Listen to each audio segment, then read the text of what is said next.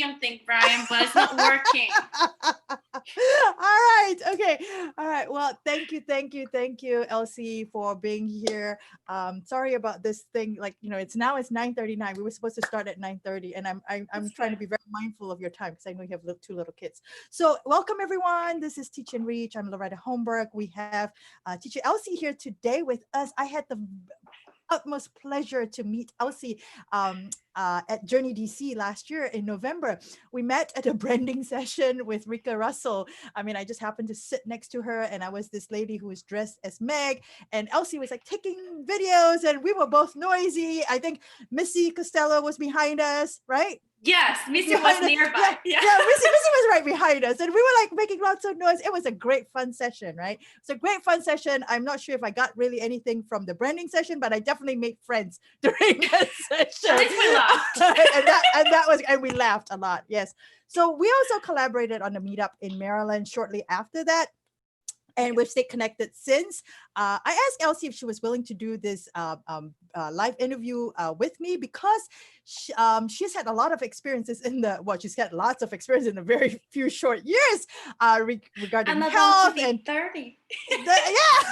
and she's about to be 30. But also recently, well, not that recent, but several months ago, her contract actually went under review for VIP Kid. And I wanted her to share with you all how she navigated through it. And obviously, she probably felt something about it and all of that. I think she's got lots of wealth of knowledge when it comes to that because of what had happened to her when she fell majorly ill, right, during the beginning of the year. So before we actually have her go through all of that and give you all the information, Elsie, do you teach for VIP Kid full-time or part-time?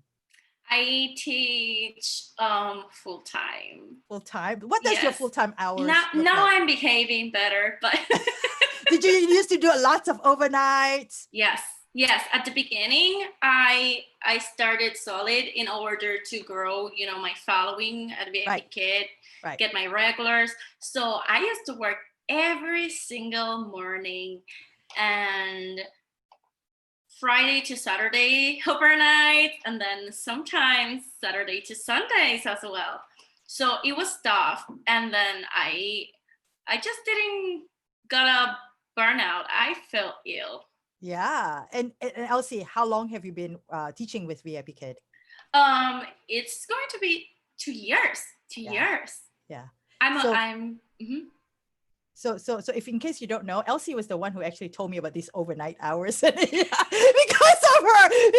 of her, I started doing overnight hours because it was shortly after we met in DC. Like we met November, I think it was November 9th or something like that, right? It was the beginning part of November. Something. No, it was November. Yeah. It was November. Yeah, November. It was November, and like we met, and then after that, I started doing overnight hours. After talking to her, and so it wasn't just burnout. It was you felt ill, right? So Elsie, so obviously you do this full time. You have full time hours, meaning that early mornings, and then you do evening hours as well when there's a need for it, and then you do overnight weekends.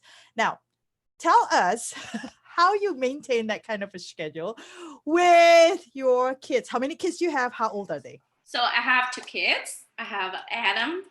Philip is 6, going 7, but really 35. And then I have a toddler, Lucius. He is 2. Okay.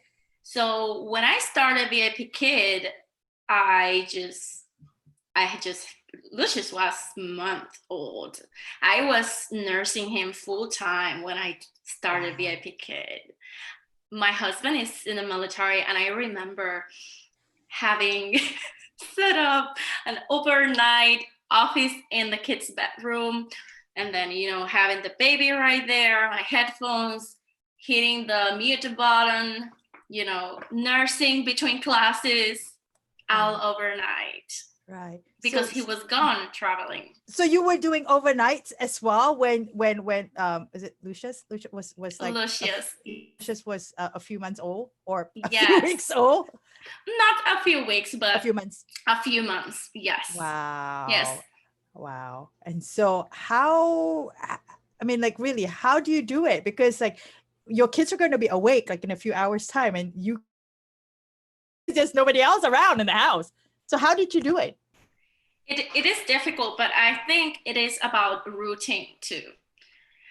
Now, I'm saying this because I just want to tell all these women, especially single mothers, that this opportunity is viable with your kids. You can do this. You can do this. You can get your family on, on their feet. Now, you also need to know that you need to be responsible with your body and your mental health. And I think that honestly, truth be told, that's the part where I failed at the beginning of my journey at VIPKid, because I was not taking care of my body. I was not respecting my body. I was not respecting my, my health. Because of course, making sure you have enough rest.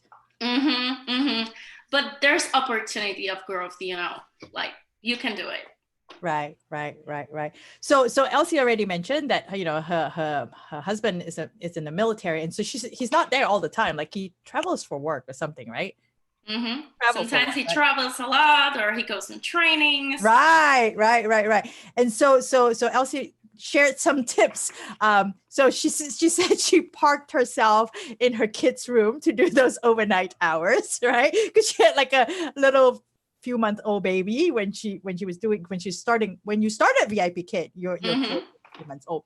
And definitely folks, remember to take care of your health. So what are some other tips that you would share with mom or even dads who are stay-at-home dads who who've got little kids? Like what are some other tips that you would share? I think the balance, you need to create a balance. You cannot let feelings or emotions as greed to take over, because you might have some needs and some wants, and then you see this way of creating not unlimited income, but and then maybe you just want to keep going and going and going, and you need to realize that, hey, you need to keep your mental health for your children's sake too. You cannot just take care of educating other people's children and then so setting boundaries, right? Setting boundaries, knowing that I'm not going to say yes to every priority booking request that I get, or opening so many slots, or hey, all these slots are filled, let's open more. So you got to set yourself boundaries, so that you don't get into that rabbit hole of like, oh my gosh, now I have so many slots and I don't have breaks in between. And I'm just telling you, teach. I once did, I think it was like 20 classes in a row. It was like, there. Well, 10 it's ridiculous. Hours. And after that, I couldn't get up. It's like, oh my God. And I couldn't take a nap because I have children. Right. Like at least I could have gone to sleep, like I did. I actually took a nap. Yeah, you because you got to be awake when your kids are awake, and unless you have like that afternoon nap time that you can try to get like nap with your kid. Nap with your kids, yeah. But you never know if he or she is going to nap. That's true. Yeah, especially wait. How old is your older one? He's 6. He's 6 now. So, but when you started, he was about what, 4 or 5 years old? He was, yes, 4. Yeah, 4 plus 5. Yeah. So at that age, sometimes they nap, sometimes they don't, right?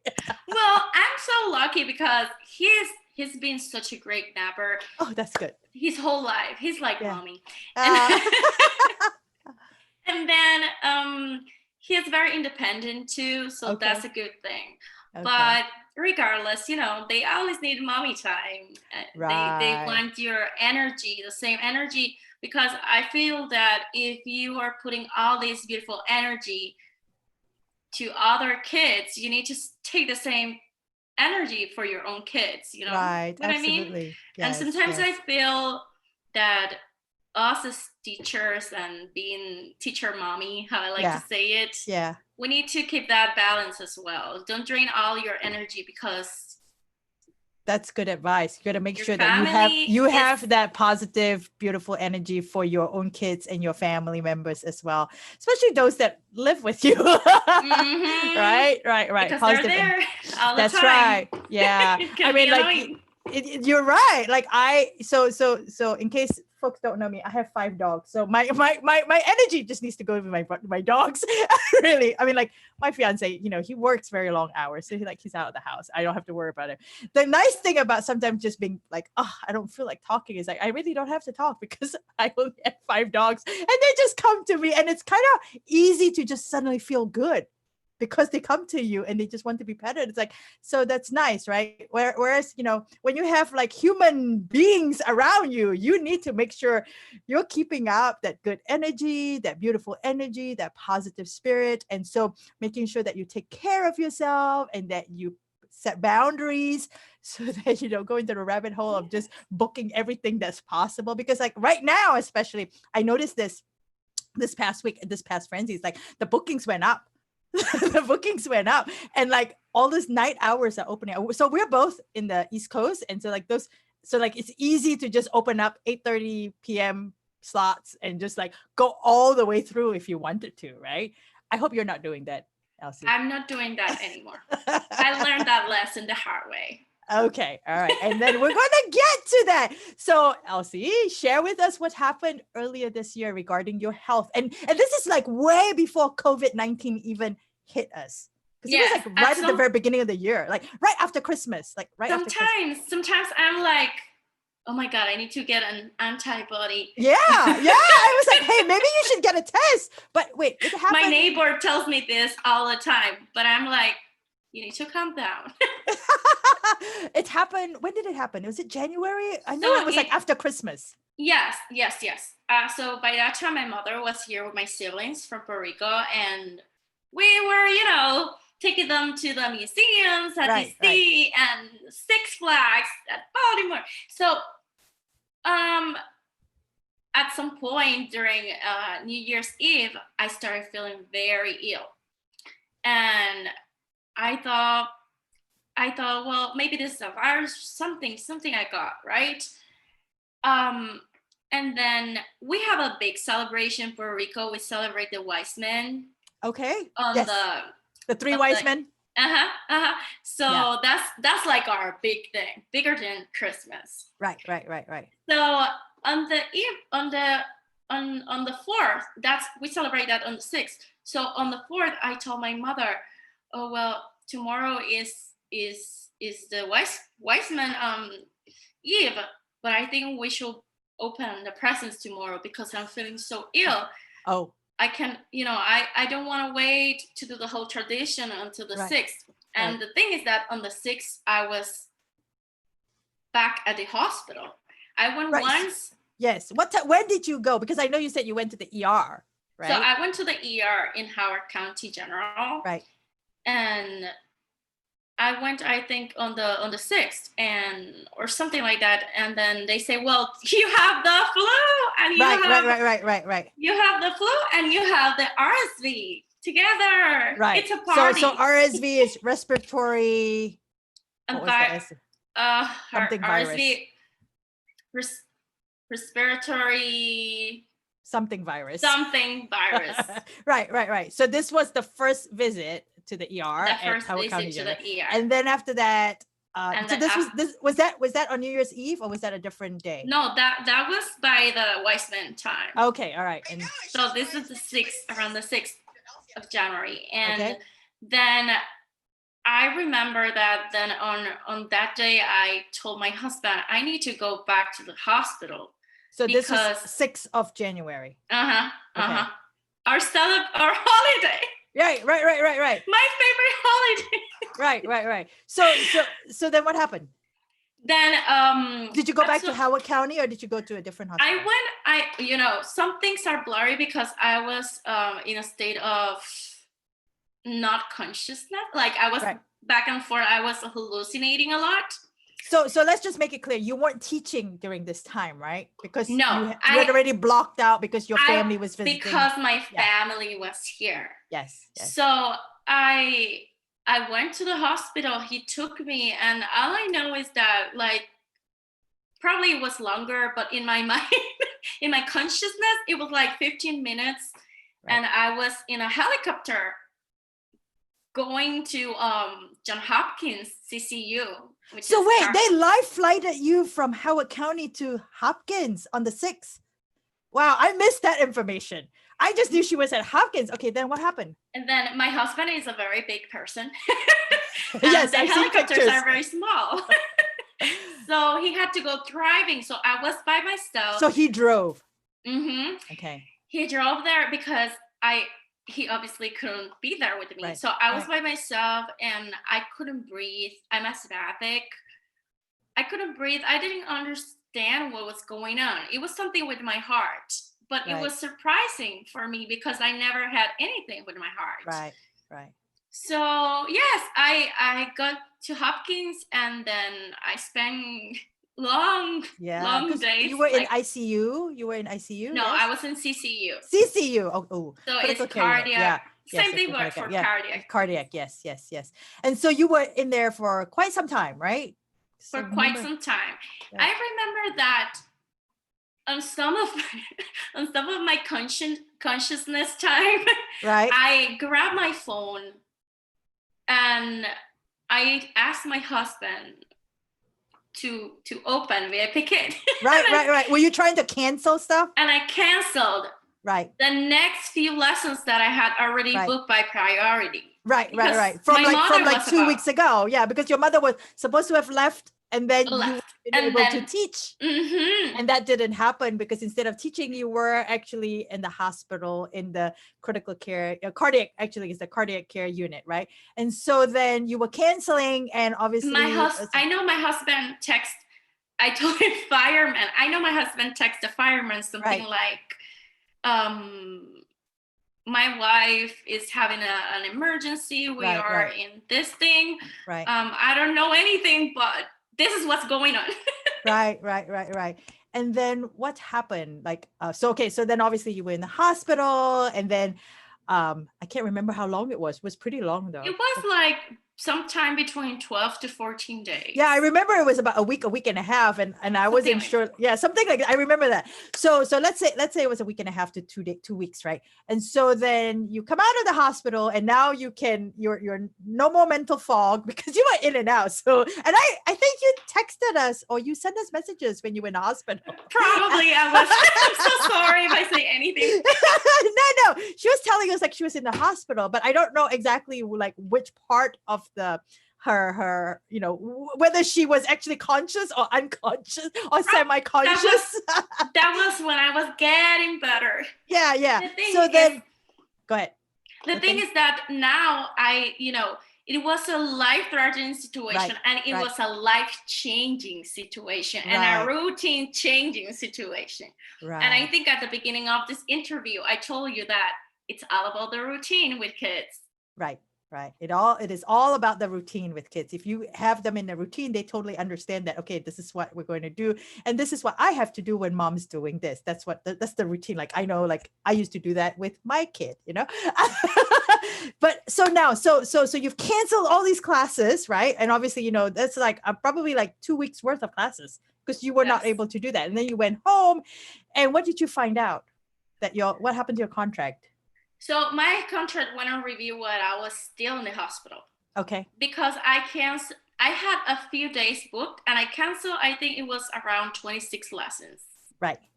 That's a lot of lessons. For a few days, yes. Yeah. So how did you feel when you got that message that your contract was under review? You know what? This might be bold, but I honestly, I didn't really care because I knew it was fine. Yeah. We met at Journey. We met Cindy Me. Yeah. We met Dr. Lou. We connected with the people that have this vision. Right. And we saw like the way they structure this company, the way they structured everything that goes through it and how they are constantly trying to improve it and make it better for the teachers. Obviously they need a structure, but they will deal with things on a daily basis. Right. I mean, from a case-to-case basis. And in this case, there is a legitimate reason, right, for canceling all those classes, even though there were so many classes. It's like, yeah. So I'm I'm going to venture to say this, Elsie, that yeah, you got this. You probably like, okay, whatever. It's like, but like your health was more important. This is like you were. It was a life and death situation. It was yeah. So my heart just say, well, there's a party here. Nobody told me to bring a swimsuit for this pool party. Right. Right. So then how and what did you deal with? Like, how did you navigate this whole making sure that, you know, they gave you soft cancellations and all of that? And, you know, what did you do? I guess give us a step-by-step rundown. For soft cancellations, we have 30 days to solve the problem. Right. And so that's the thing that I want to remind teachers. Life happens, emergency happens, and you have to always remember, why are you doing this? Right. What's the real reason? It's your family. It's your well-being. So if you're not well, you cannot do anything for your family. Right. So when these life situations come across, focus. I think that VIPKID give us the space to focus on what's important at that moment. Right. They give us a real focus, like you can focus, and then within 30 days you submit the documentation. And then you come back and we'll deal with it. Of course, I got the emails, all the emails, your contract is under review. I had my students. Oh, you had them on WeChat. Did you have them on WeChat? You had a lot of you do have a lot of your students on WeChat. Yes. So were you telling them like what was happening? I did not tell them about the contract because so you didn't tell them about the contract. Because but did you tell them that you were sick? Policies. Yes. Okay. But I did tell them. And it was so sweet. Like my students will send me videos of them singing songs to me. Aww. Because I was, it was lovely. That's so sweet. Yeah, that is so sweet. It makes their your heart parents feel warm. were like praying and stuff like that. It's so meaningful, Right. So I think that if I didn't know what the policy was, if I didn't read the steps to that take, you have like 30 days. Totally freaked out. Right. Freaked out. Right. But I knew. So I just relaxed. I just made sure that I had my documentation. Yeah. And so I think and make sure that your medical documentation actually states like from what day you were out. Yes. You have to be specific with that. Yes. Did you have to ask your doctors to include that? Or did they already include that?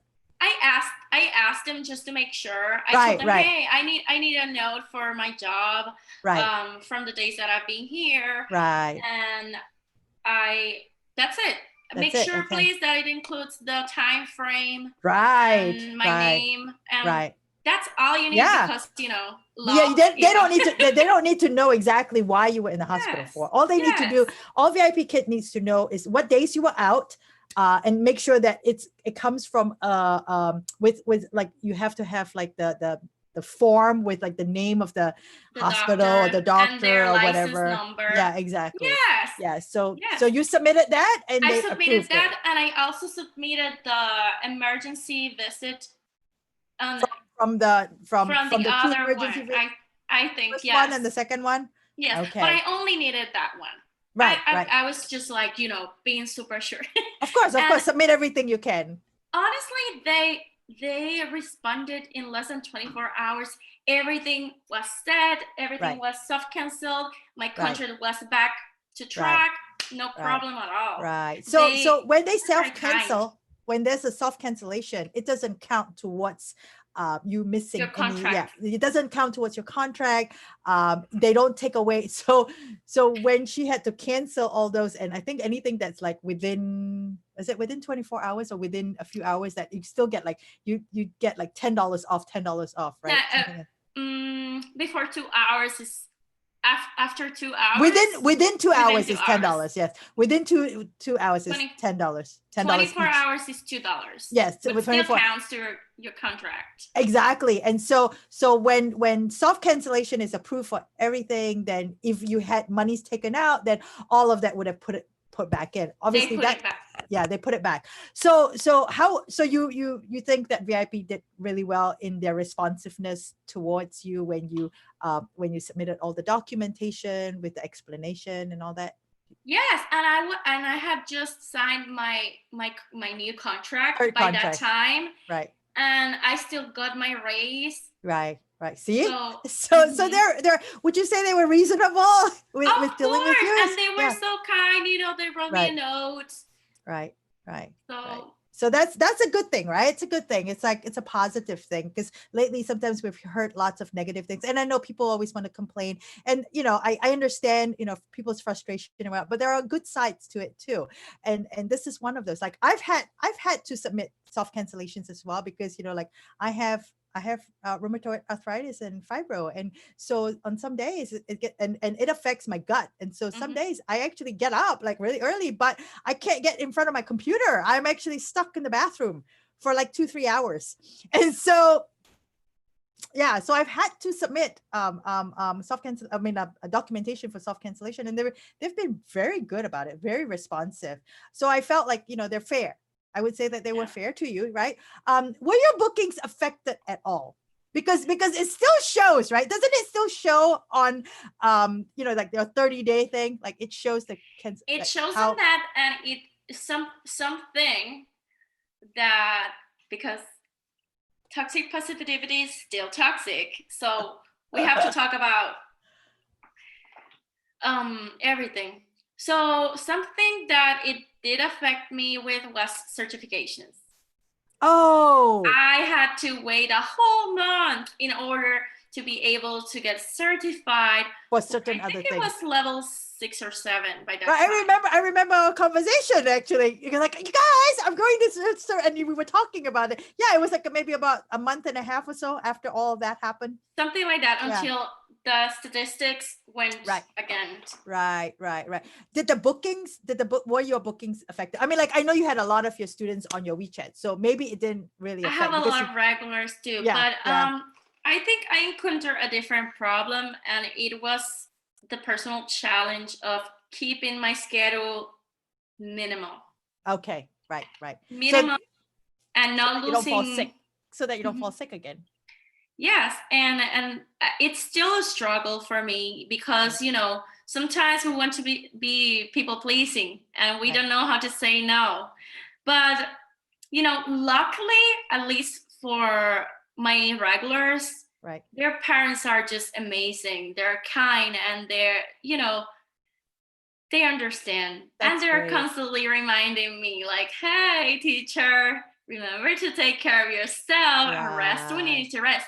So what I did in order to comply with this is that finally, after 2 years and something, I was able to get my weekends free. Yay! I remember before that you only took Mondays off. You used to take Mondays off, right? I remember that. So now your weekends, you don't do overnights anymore. I don't do overnights anymore. I work from Monday to Friday. I sometimes do alternate Friday nights, but only between 2 to 3 lessons for some regulars that want to take specific supplementary lessons. Okay. All right. So I traded with my husband, and I told him, well, one night I'll do it, and one night I won't, on a Friday night. So now, but you don't do overnights anymore. You don't do overnights anymore. You don't do Fridays into Saturdays, Saturday nights into Sundays anymore. I know you used to do that. Well, didn't you also used to do sometimes, like, did you used to do Sunday into Monday? Not Sunday into Monday, because I figured out, business talking. Right. That because of the children are going back to school. They're oftentimes right. So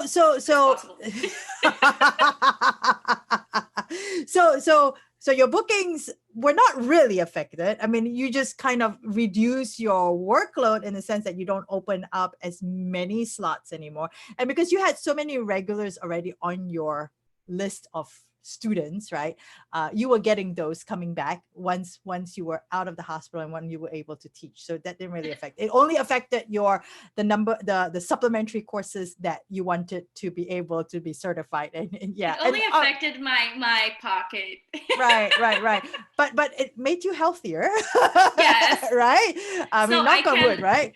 So I can put my eggs in another basket. Right. So like, yes. So now so that's a good segue. That's a good segue, Elsie. So now eggs are going to be in another basket. So recently, what other teaching platform did you add? Well, Outschool. Outschool, yes, we have another Outschool teacher. That's awesome.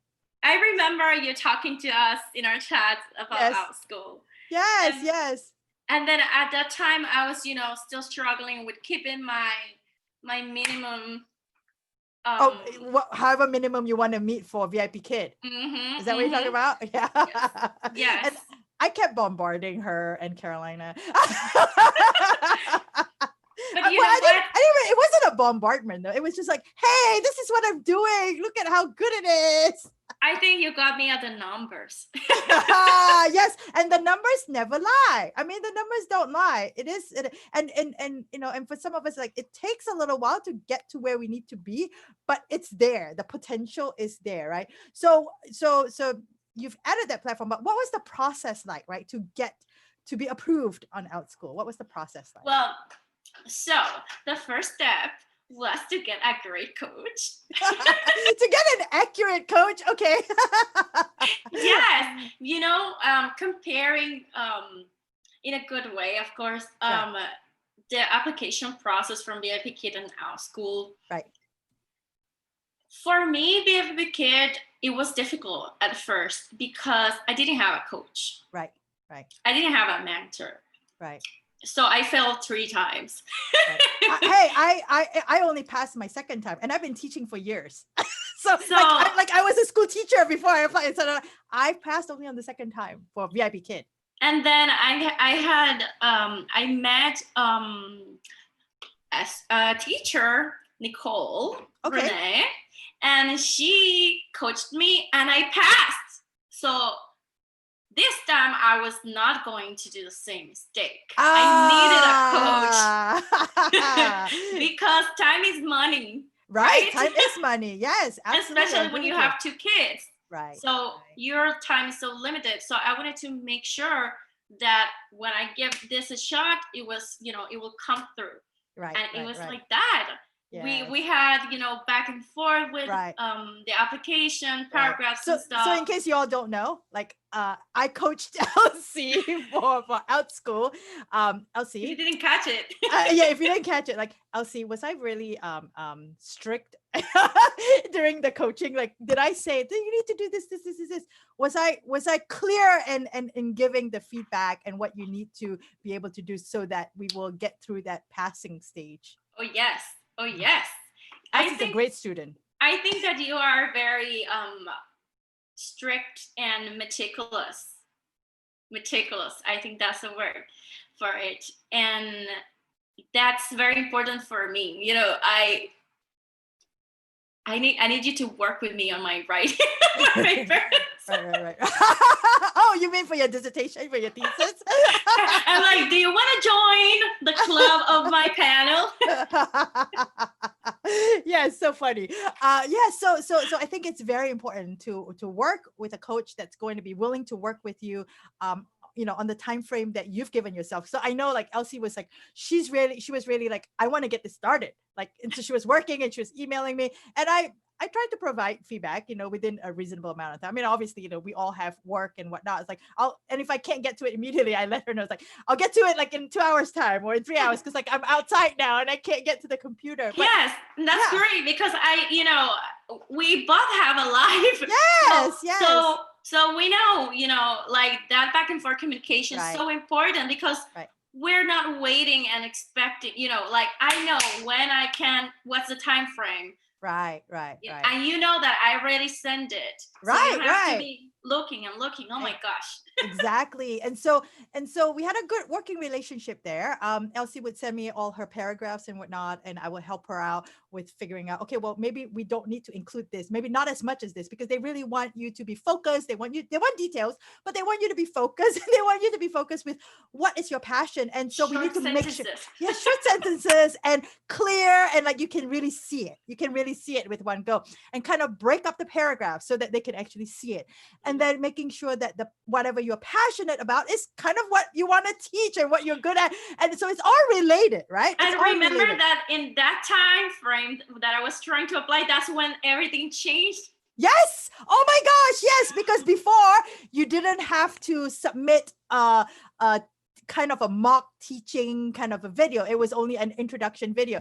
But by the time Elsie submitted hers, right, it was a change over already. And so she had to make sure that she had a video where she was teaching. And so she did a really great video, but they look at details in the video too, right? And so there were maybe like 2 different parts. I said, Elsie, could you do this instead? So that it would look like, you have to make sure, because I'm putting myself not only in the seat of somebody who's looking at it and trying to figure out, should I approve this teacher? But I'm also putting myself in the situation where I'm the child taking the class. What would benefit me, right? And so I was giving her some suggestions on maybe do it on this so that they can see it better. And Elsie is really good. Like she's awesome in the sense that, whatever I told her to do, she's like, yeah, I'm doing it because I want to get through this first time round. And so tell us, Elsie, from the time you submit it to the time you get approved, how long did it take? I think it took less than 12 hours because I submitted it around this time, right? And then the next morning it was approved. Yeah, and then she submitted the background check, and the next morning. So it was like it was probably less than 48 hours. It was probably less than 48 hours. Yeah, 36 tops. Yeah, 36 tops now, honestly, because it might have been approved when you were sleeping. Yeah. I was like, Loretta. Yeah, she was like, oh my gosh, Outschool is so fast. I'm like, yeah. I said, when they see a good application, they're really, really fast about it. And so it really, really helped. So you would definitely encourage folks who are looking to get into Outschool, to teach on Outschool, to actually get a good coach, right? Get a coach. Yes. Get a coach that knows the formula. Get a coach that took the time to understand the business. Right. That's the coach you need. All right. So if I'm going to put, we're going to put Elsie's Outschool referral as well underneath the video, and I'll put mine as well. You feel free to, email either of us. That's fine. But yes, I am always willing to coach. If you use my referral link, I will coach you for free, right? If you do not use my referral link, I can still coach you, but then I will have to charge you for the different sessions. So just use my referral link. Yes, just use your referral. You can use my referral to enroll your kids so they can. That's true. Oh, yes. Tell us about the courses that you're going to be teaching. It's awesome. So everything happens so fast, but I was so excited because the thing with Outschool is that you get involved in the creative process, right, for your class. And I love that. So I'm working on my interactive slides and everything. And I thought, well, I'm going to teach Spanish.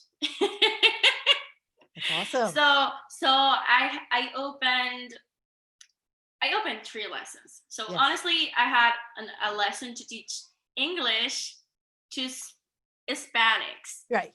To Hispanic children, because I had so many requests from friends and family members. And you were saying, yeah. And then I had a lesson that is my project, which is a bilingual classroom, which incorporates kids that speak English and kids that speak Spanish but need to improve. So they can learn new vocabulary and new grammar skills in both languages at the same time. Right. So that's how you create bilingual kids. Right. So, and the other one is, so I'm a freak of pop culture. Yeah, okay. Funko Pops. Like I have a whole wall. Like I have no idea what Funko Pop is until I saw your class list. I had to Google it out there, like, oh my gosh, this is like interesting. So I have pops from Game of Thrones, which is not for kids. Yeah. Star Wars, anything from the 90s, video games, cartoons, Marvel, DC. Right. I'm such a big geeky person. So I thought, well, I think this is something that kids like. So I opened this lesson. It's from 12 to 16 years old. Okay. And it is a conversational Spanish lesson. And I wanted to focus on intermediate advanced students and also Hispanic kids that are living in the United States and losing their mother tongue. Yeah. So I'm so thrilled about this class. Yes. So it's an outgoing class. You mean ongoing, right? Ongoing. It's an ongoing class. Every what day do you meet? I think this lesson is every Tuesday. Every Tuesday? Is it an afternoon class? It's an afternoon class. So did you schedule classes around your kids' nap time? Yeah.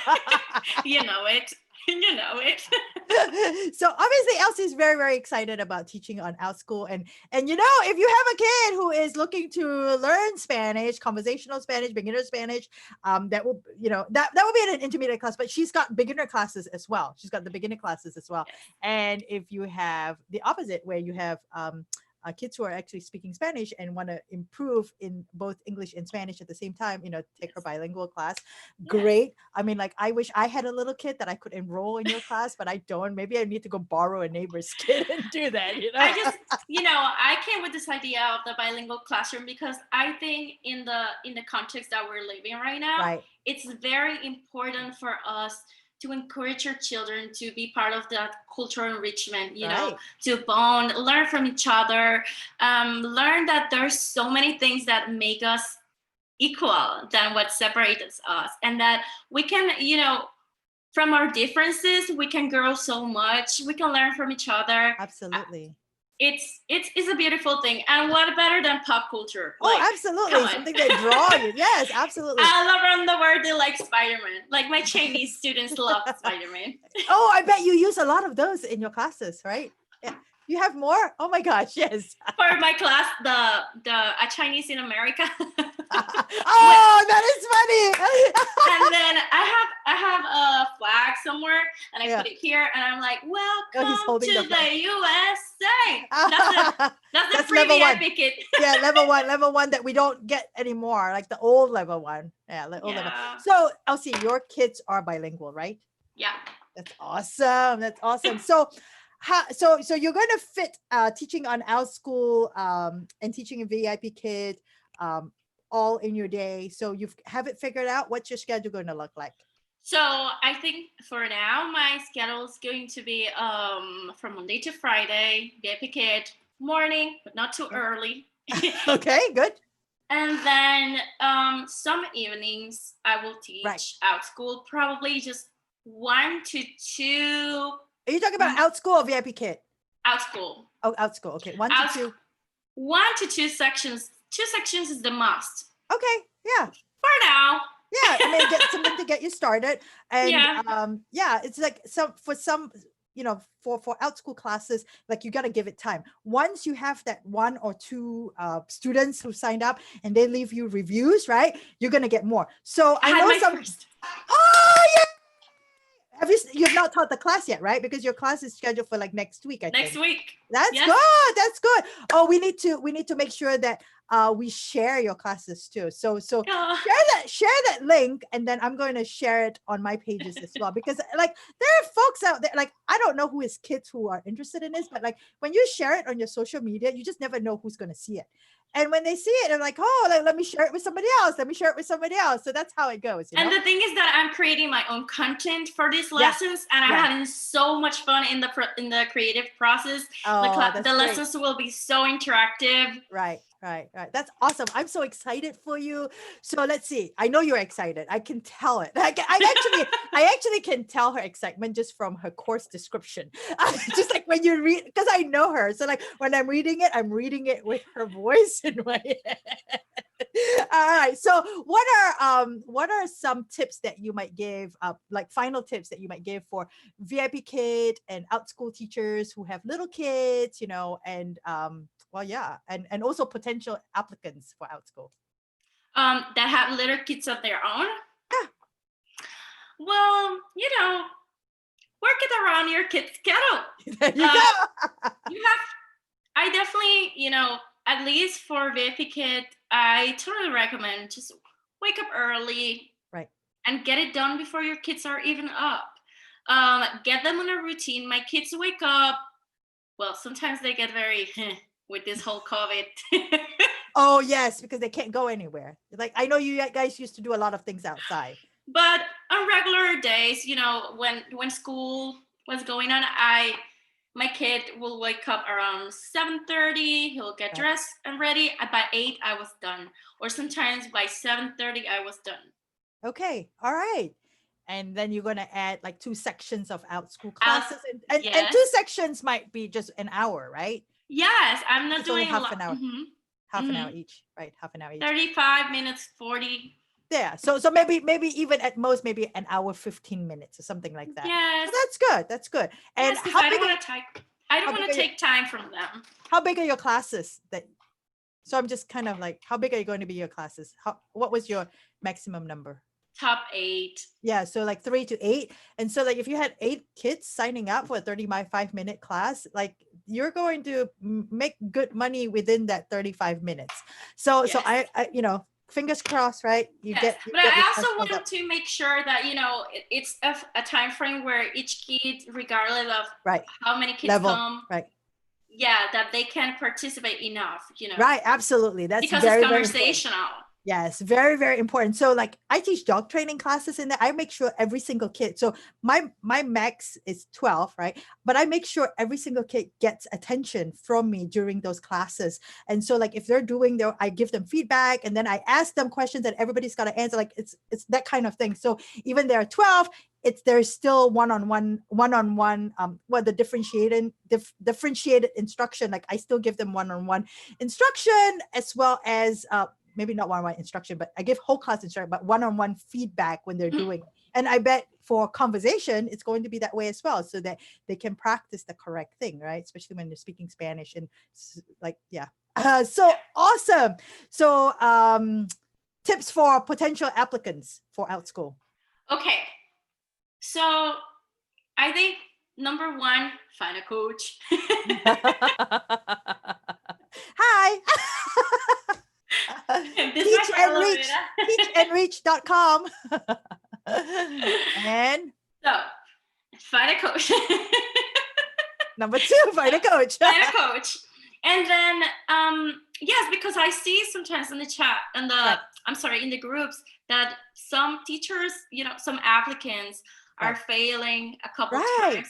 And I honestly, come on, find a coach. Yes, I don't understand why people don't want to work with a coach though. It's like I mean, like I did it, like I had a coach, but I didn't really kind of work with her because I knew exactly what I wanted to do.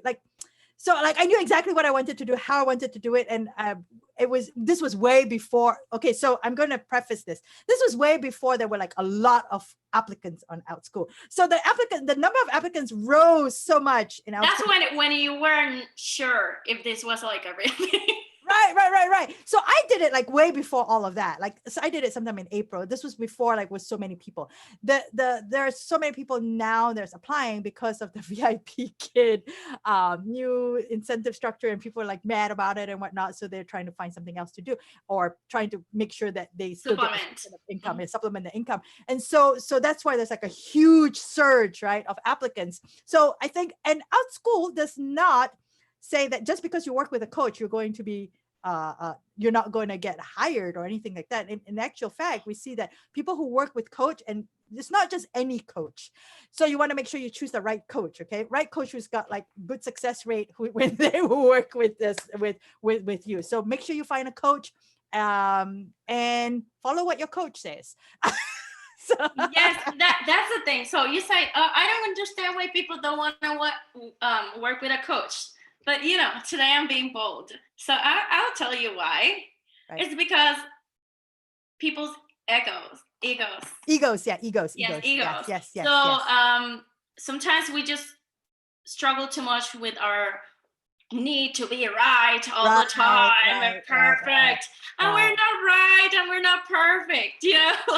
Like the best writer needs an editor. Oh, absolutely. Oh my gosh, so true about that. So true. Yeah. I can't see my own errors because you cannot see your own thing on your eye. Right. So we need to team up. Yes. Absolutely. And there's no shame in it, especially if you want to succeed. If you want to succeed, sometimes you need help, and it's just okay. Ride a wave. That's right. Just ride go the with wave. the flow. Yes, good, and go with the flow. Elsie, I've kept you so long. I'm so sorry, and I know your kids are like waiting patiently, and they're saints. Thank you so much, Teacher Elsie, for being here. It was great talking to you, and folks, VIP Kid with cancellations and whatnot. Make sure you have your documentation. Email Elsie if you need to. Yes. Send me a message it's all about having your documentation there. Yes. I understand some teachers I've read that say, well, we don't all have, the opportunity to go to a doctor. Right. Or I understand that as well, but it's a job. It is. It's a job.